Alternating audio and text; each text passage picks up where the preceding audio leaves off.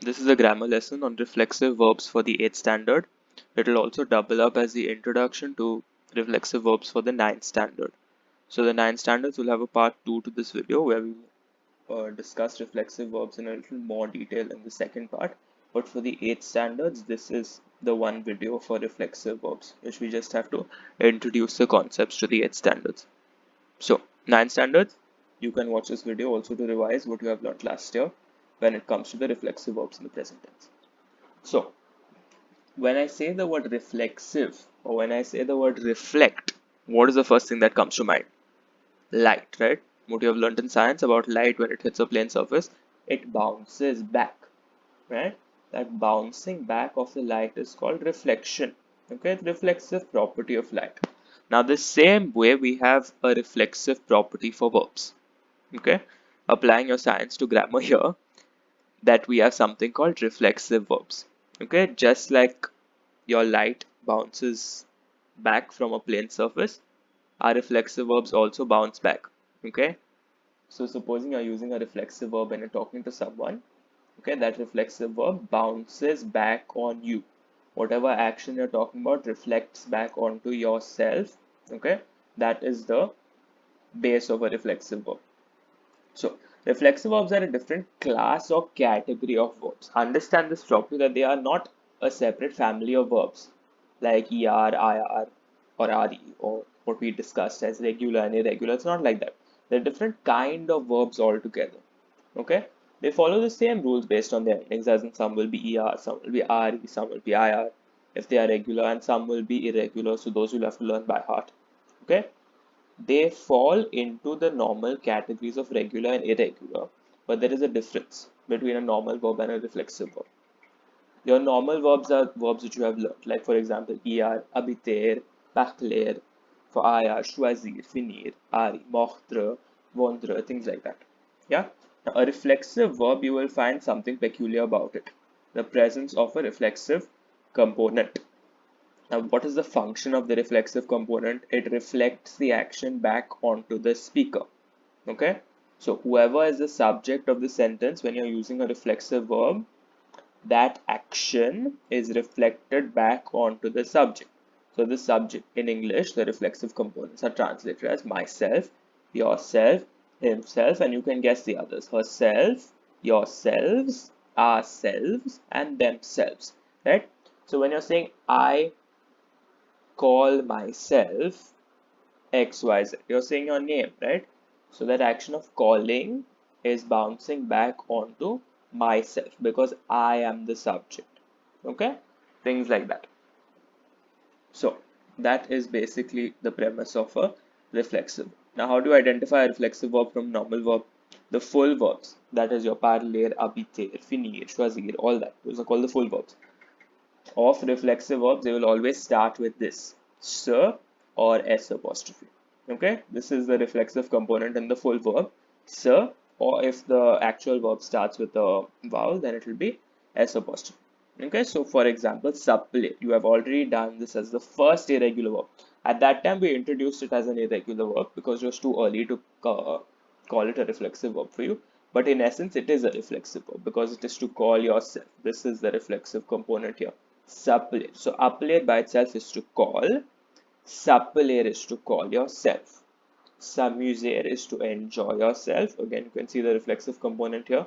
Se coucher is to rest yourself, or in simple words, to go to bed. Right? So to rest yourself, to enjoy yourself. Okay, these are the reflexive components. Now, how do you conjugate a reflexive verb in the present tense? Let's look at it.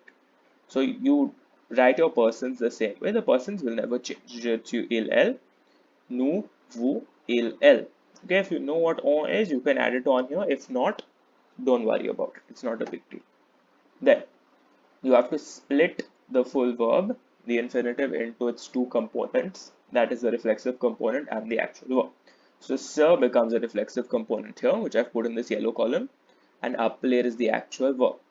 Now, appeler by itself is an irregular verb, right? You've already learned the conjugation of suppeler actually. So this is a deconstruction of how it works with any reflexive verb.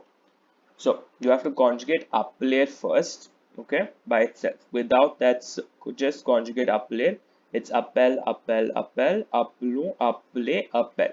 It kind of follows the ER verb rules, but not exactly, because here, here, here, and here you are doubling the L. Okay, so it goes as an irregular verb. Then what do you do with the sir? You have to change the sir according to the person, because you cannot say things like I call yourself, right? We call themselves. You can't say things like that. So according to the person, the subject you're talking about, the sir also has to change. Okay, so this is the way sir changes. For sure, it becomes me, me if it is a consonant, m apostrophe if it's a vowel. Tu becomes te, te, or t apostrophe. Il, elon becomes se or s apostrophe. Okay, that means it stays the same as the full. Nu becomes nu. The sir becomes nu for nu. Now the first nu is the subject, that is we. The second nu is the sir. Okay, it's a form of sir. It becomes ourselves. Okay, same way. Vous, vous. The first vous is the subject, you. The second vous is the sir, yourselves. Okay, and for il, el, the plural is the same as the singular. It remains as sir or s apostrophe if it's followed by a vowel. So then you add it up and then you will get the present tense like this. Okay, so please remember that you are conjugating the verb normally. If it's an irregular, you have to use the irregular conjugation. If it's a regular, then you have to use the regular rules for whichever family it is, and then you have to change sir according to the person. Okay, please remember to change sir according to the person. That is important.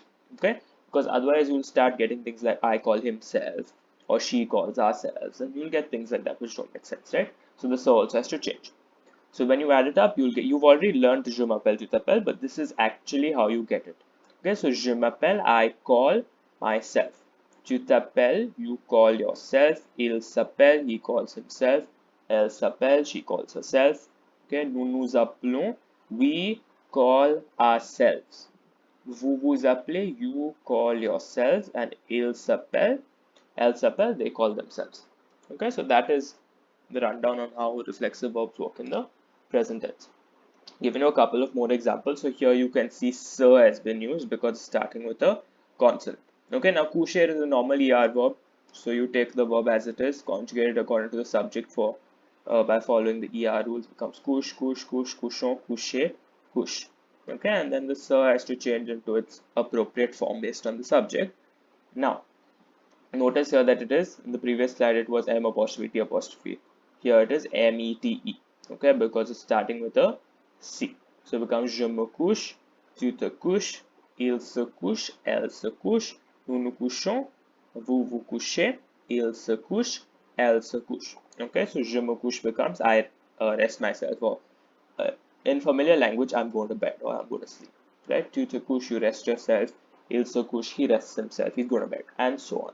Okay, and one last example of s'amuser, which is to enjoy yourself. Now this is again S apostrophe starting with the verb.